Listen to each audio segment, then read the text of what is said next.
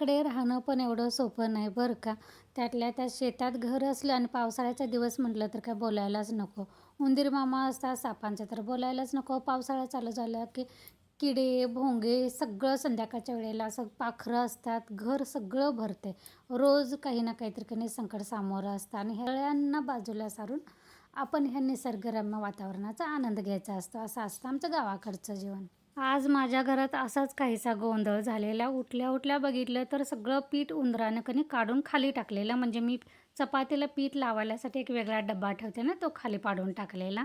आता 2 दिवसापूर्वी मी उंदराला केळामधून औषध घातलेलं आहे. तर तो उंदीर आज मला शोधायचा आहे. तर चला बघूया. कारण घरात जर मरून पडला तर उंदराला बघितलं तर लगेच पांढऱ्या अशा आळ्या मोठ्या-मोठ्या व्हायला चालू होतात. त्याच्या अगोदर मला त्याला शोधून बाहेर टाकून द्यायचं आहे. चला बघूया सापडतं का? त्याचं उंदीर सोडा साप पण कधी-कधी दारात असतो, कधी-कधी घरात पण पाहुणचार करायला येतो. तर उठल्या-उठल्या तर मला पहिल्यांदा किचनमध्ये जावं लागतं. पहिल्यांदा पीठ मळलं, त्यानंतर दोडक्याची भाजी करायची होती. दोडक्याची भाजी फोडणीला दिली, एकीकडे चहा करून मस्तपैकी पिला. मी चपाती करताना पहिल्यांदा सगळे गोळे करून ठेवते आणि मग एकसारख्या चपात्या पटापटा लाटते.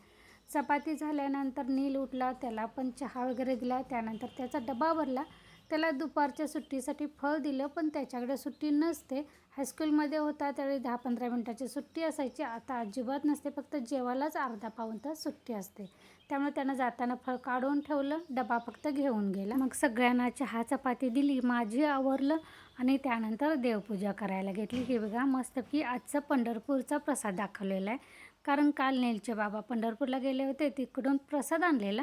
त्यामुळे देवपूजा केली आणि तो प्रसाद नैवेद्य म्हणून दाखवला. तर हे बघा पावसाळ्यातलं पहिलं माझं संकट म्हणजे असं फ्रीजवर, भांड्यावर असं चिकट बुरशी आल्यासारखं होतं. मोठा पाऊस पडला की माझ्या मते हवा वगैरे गुदमरल्यासारखं होते की काय माहीत, पण किचनमध्ये हे ओट्यावर हे सगळं परिस्थिती अशीच असते आणि वरच्यावर हे सगळं मग पुसून घ्यावं लागतं. तर आज मी हे सगळं म्हटलं थोडंसं असं चिकट झालेलं, बुरशी आल्यासारखं झालेलं, दमट वातावरणात कसं घर असले की होते, तसं फ्रीजवर सगळं झालं होतं. ते सगळं काढलं फ्रीजवरचं साहित्य. हा FM बघा, ह्याचं तर इतकं चिकट धूळ अशी चिकटून बसलेली होती ना, ते काढायला मला जवळजवळ अर्धा पाऊण तास गेला फ्रीजवरचं सगळं पुसून. हे बघा इतकं काळं झालेलं, ओल्या कापडानं सगळं पुसून घेतलं. हे पहिलं असं होतं, नंतर पुसल्यानंतर कसं झालं हे पण मी तुम्हाला दाखवते. आणि अशा परिस्थितीत कोणतरी पाहुणे आले आणि त्यांचं जर लक्ष गेलं तर त्यांनी म्हणायला पाहिजे ही बाई स्वच्छ राखते की नाही घर काय माहीत. आणि कधी पण माझा तरी अनुभव आहे ना, ज्या दिवशी मी घर अगदी साफसफाई नीटनेटकं ठेवते ना, त्यावेळी कोणी येत नाही. आणि कधीतरी कंटाळा केला ना, कधीतरी कपडे अस्ताव्यस्त पडले, कधीतरी भांडी बेसिनमध्ये पडली ना, त्याच वेळी कोणतरी टपकते आणि मग जो गोंधळ उडते ना, माझंच मनाला असं वाटतं अरे इतर वेळी आपण किती चांगलं राहते ना, बरोबर आजच असं व्हायचं होतं. तर असं माझ्यासारखं अजून कोणाची सिच्युएशन होते हे मला नक्की कमेंटमध्ये सांगा. तर इथं रेडिओ वगैरे पुसून घेतला, फ्रीजवरचं सगळं पुसून साहित्य ठेवून घेतलं. आता म्हटलं साफसफाई सुरुवात केलेलीच आहे, तर हे रॅक पण आवरून घ्यायचं. कारण बरेच दिवस रॅकवर असं सगळा पसारा पडलेला आणि असं गर्दी वाटत होतं. असं वाटत होतं की केवढं पण काय काय मी ह्यात भरले काय माहीत, सगळं ठेवायला जागा नव्हती अशी परिस्थिती झालेली. हा सगळं कापड फिरवून घेतलं आणि जे लागत नाही ते साहित्य सगळं वरच्या कप्प्यात ठेवलं, त्यानंतर बाकीचे खालच्या कप्प्यात ठेवलं. आणि हे सगळं पुसल्यानंतर जिकडे तिकडे नीटनेटकं ठेवल्यानंतर लक्षात आलं की साहित्याची गर्दी नव्हती. मी फक्त इकडे तिकडे कसं पण हात जाईल तिथं ठेवल्यामुळं ना, ते भरगच्च दिसत होतं. हे पुसल्यानंतर थोडी जागा माझी रिकामी राहिली होती.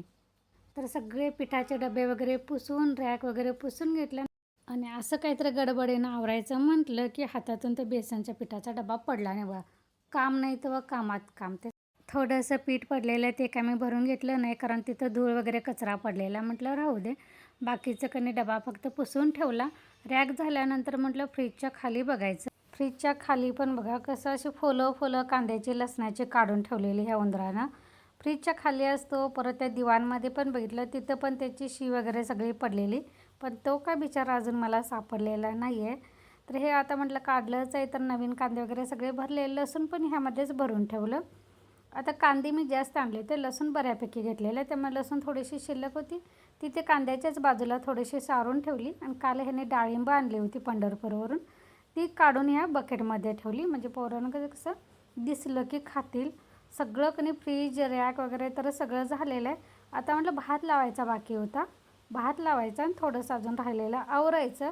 पण अजून तर काय मला का नाही उंदीर मामा सापडलेला नाही आहे. आता कुठे पडला आहे का बाहेर शेतवडीत जाऊन मेला आहे का तर काय माहीत. आता हे मला त्याचा वास आल्यानंतर समजणार की कुठं आहे हा. भाकरी शिळी शिल्लक होती, म्हटलं या बाहेरच्या कुत्र्यांना ठेवायचं. गेटच्या आत ठेवलं तर काय हा आमचा चार्ली आत येऊ देत नाही, मग भांडणाला चालू डायरेक्ट करतो आहे. मग म्हटलं बाहेर ठेवायचं म्हणजे बाहेरच्या बाहेर बिचारं खाऊन जातील. पाऊस आहे पण काय पर्याय नाही, तर मग कुठं ठेवणार, तसंच तिथं ठेवून दिलं. हां हां कुठे ठेवू? होय म्हणूनच ठेवतो, आमचा आत येऊ देत नाही त्यासनी.